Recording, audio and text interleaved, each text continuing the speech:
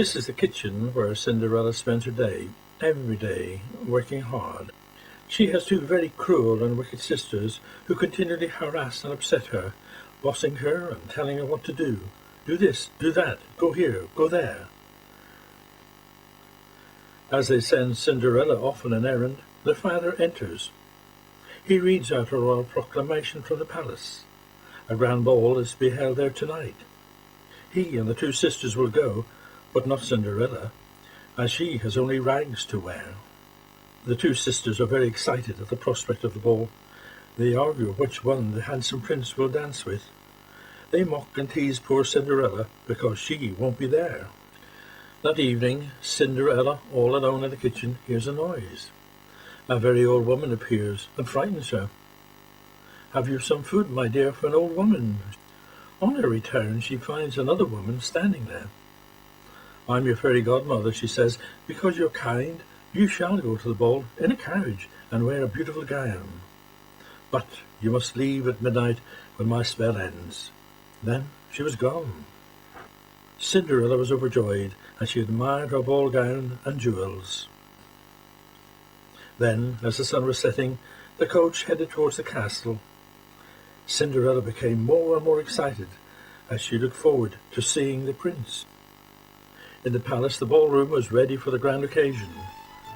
The two sisters entered with the father, both very confident that the prince would be swept off his feet by their charming looks, grace, and beauty.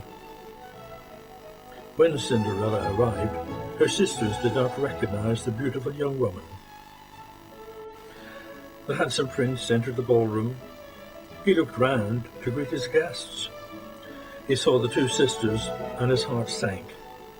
But his spirits rose again when Cinderella caught his eye. And so the prince and Cinderella danced and danced the night away. The two sisters were furious and jealous, as the prince ignored them completely. He only had eyes for Cinderella.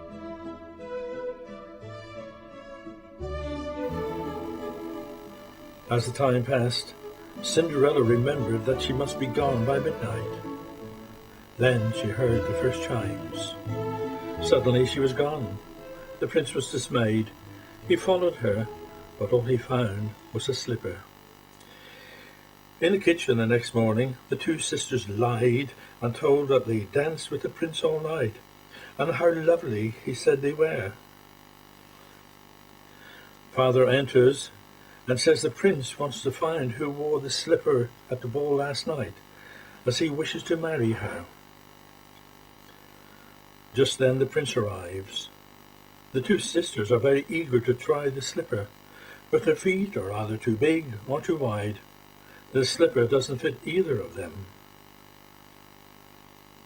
The father tells the prince he has another younger daughter. At the prince's request, he brings Cinderella to meet him. So Cinderella tried on the slipper, and it fitted perfectly. The prince was overjoyed and asked her if she would become his wife. Cinderella said yes, and the wedding date was arranged, and they lived happily ever after.